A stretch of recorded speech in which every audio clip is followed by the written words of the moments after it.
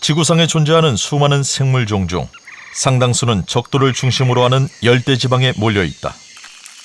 그만큼 그 속에 기생하는 기생충도 많다는 이야기다. 파나마의 바로 콜로라도 섬에서는 숙주와 기생충 간의 다양한 관계를 살펴볼 수 있다. 숲의 무법자 군대 개미는 가는 곳마다 주변을 초토화시키기로 악명이 높다.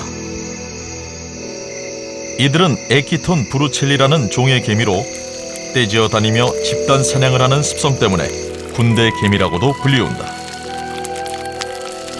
열대 밀림의 밤, 조용한 지상에는 군대 개미들의 소리 없는 행군이 끝없이 이어진다.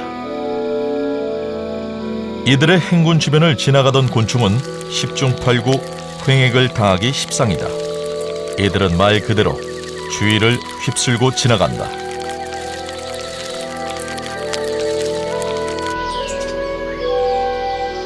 하지만 저 위쪽 세상은 사정이 다르다. 군대 개미 덕에 불로소득을 얻는 이들도 있다. This has created an entire group of complex and interesting interactions between species at these ant swarms, with butterflies that come to forage on the rich nitrogen that's from the bird droppings, all the way down to flies that parasitize the arthropods that are trying to escape from the ants or the ants themselves. And so the birds will just sit and perch and just grab these arthropods as they're escaping from the ants. 그런데 먹이를 가로채는 정도가 아니라 아예 개미의 몸을 타가소로 이용하는 기생충도 있다. 그것은 입군 개미 행렬 위에서 날아다니며 공격하는 기생 파리들이다. 기생 파리들에게 입군 개미는 대가 없이 그들의 알을 키워주고 돌봐주는 고마운 보모다. 그 개미는 이제 몸이 딱딱한 외골격으로 이렇게 다 되어 있으니까 사실 파리가 그 알을 낳을 수 있는 곳이 별로 없어요. 근데 가장 취약한 곳이 목 부위입니다. 목 뒷부분. 이거 나르느라고 이러고 있는데 요 틈새에 얇은 그 피부 거기다가 이제 알을 낳죠. 그러면 이제 그 알이 이제 안에서 부화하고 나중에는 입군개미 몸에서 이제 파리의 구더기들이 이렇게 나오는.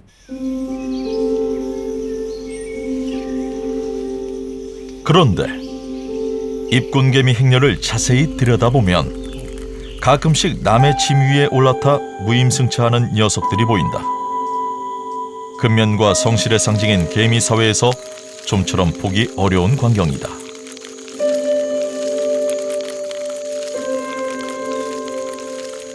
열심히 일하는 동료들과 달리 이 녀석들이 하는 일이라곤 입 위에 가만히 앉아있는 것뿐이다.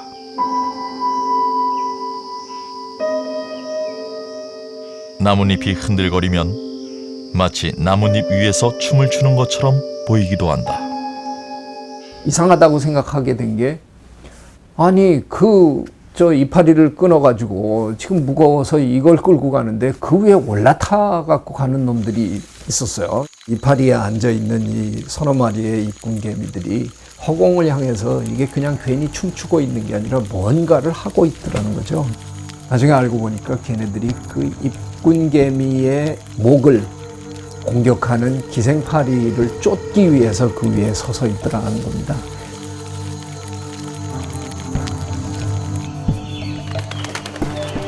입군 개미와 기생파리의 관계에서 보듯이 기생충은 숙주생물의 사회 구조에까지 큰 영향을 끼친다.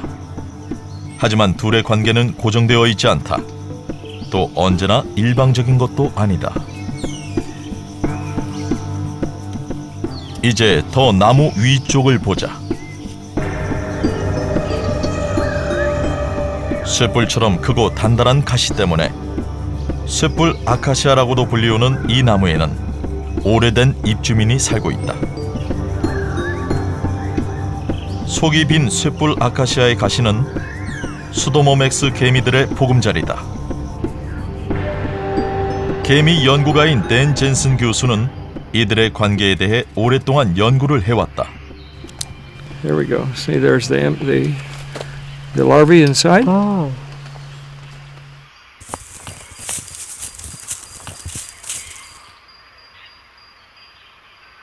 Inside of these individual thorns. And there is one queen ant. And she will be in a big thorn like that one right there. And then she produces eggs, and the worker ants carry the eggs out to the individual thorns. So these individual thorns have the larvae inside of them. 여왕개미는 속이 빈 가시에 알을 낳고 유충들을 보살핀다. 이들이 자라면서 여왕개미를 중심으로 하는 하나의 왕국이 만들어진다. 쇠뿔 아카시아 나무 한 그루에 살고 있는 수도모맥스 개미의 숫자는 수만 마리에 이른다. 나무가 개미에게 편안하고 안락한 공동주택을 제공하는 셈이다.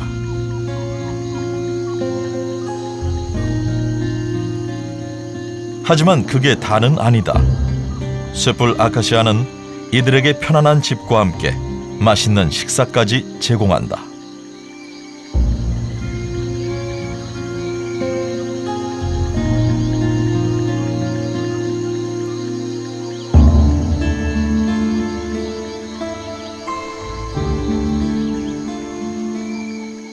The ants are fed from these small nectaries at the base of the leaf, right there. They produce sugar, large quantities of sugar. One plant like this one in one day can produce a teaspoon of syrup, sugar water. 수도모맥스 개미의 주식은 쇠뿔 아카시아가 제공하는 달콤한 수액이지만 매일 이것만 먹고 사는 건 아니다. 때론 아카시아로부터 지방과 단백질도 제공받는다. 잎 가장자리에는 벨트체라는 물질이 만들어지는데 여기에 지방과 단백질이 풍부하다. 덕분에 수도모맥스 개미들은 곤충을 잡으러 멀리까지 갈 필요가 없다. 사냥을 할 필요도 없고 그저 집 주변을 지키기만 하면 그만이다. 그렇다면 쇠뿔 아카시아는 이들에게 조건 없이 모든 것을 퍼주기만 하는 것일까?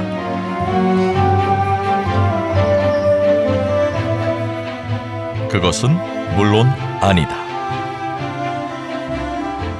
개미는 쇠뿔 아카시아를 다른 해충으로부터 지킨다. 일종의 경찰 역할이다.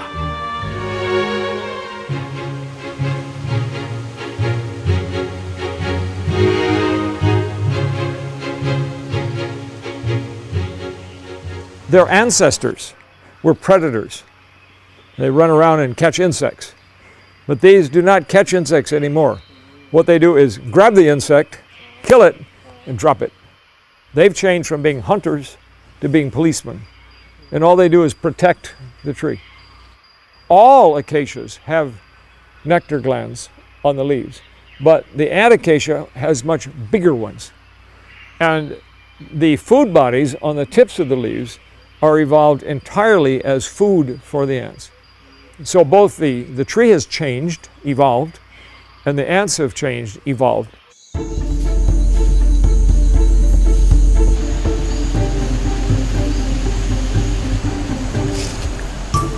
쇠뿔 아카시아 나무와 수도모맥스 개미의 관계를 정확히 표현하자면 공진화라고 할 수 있다.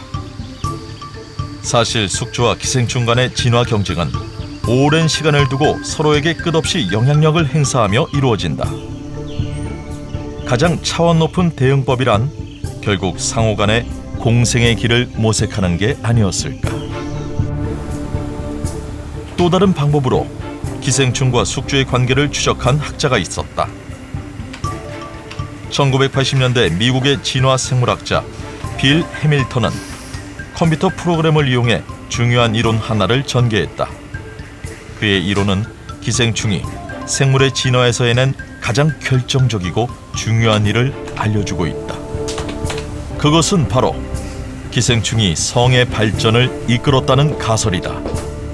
그는 가상의 인공생명 개체군을 만들어 일부는 유성생식, 즉 섹스로, 또 일부는 무성생식, 즉 분열로 증식하게 만들었다. 죽음은 무작위로 일어나게 했을 때 과연 어떤 일이 벌어졌을까?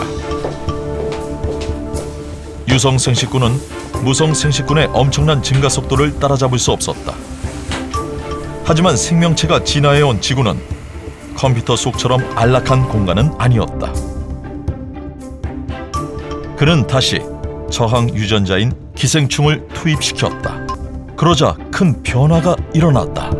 기생이라는 생활 방식이 나타나고 난 다음에 이게 그 무성생식을 하는 생물들에게 엄청난 그 위험 요소가 이제 되기 시작하는데, 반대로 역설적으로 그게 유성생식을 하는 생물들에게는 끊임없이 새로운 유전적인 도전이 되기 때문에 그 도전에서 이겨내기 위한 대응책으로 나온 게 결국은 섹스라는 게 아닌가. 기생생물로부터 완벽하게 몰살당하지 않기 위해서 암수가 서로 유전자를 섞으면서 어느 정도는 죽어나가지만 어느 정도는 또 살아남고 하는 이런 과정을 계속 겪으면서 오늘날 유성생식을 하는 생물들이 많이 지구상에서 살아남은 게 아니냐. 속도와 양으로 도저히 따라갈 수 없는 기생충과의 경쟁에서 승리하기 위해 숙주는 성이라는 신무기를 개발했다.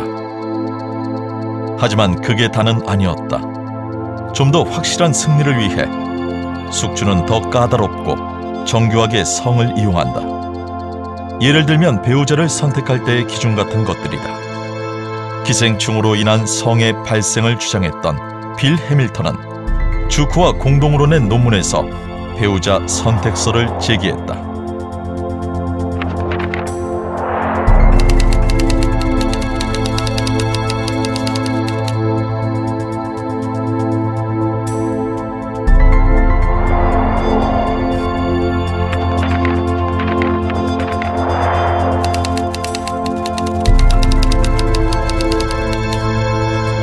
진화의 관점에서 본다면 성은 기생충과의 투쟁 과정에서 얻어낸 전리품이다.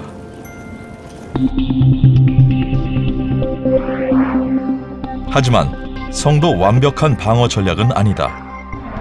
온갖 방법을 동원해도 그 수비벽을 뚫고 몸속으로 들어오는 기생생물이 있기 마련이다. 이런 경우를 위해 숙주가 개발한 최후의 무기가 있다. 바로 면역이다.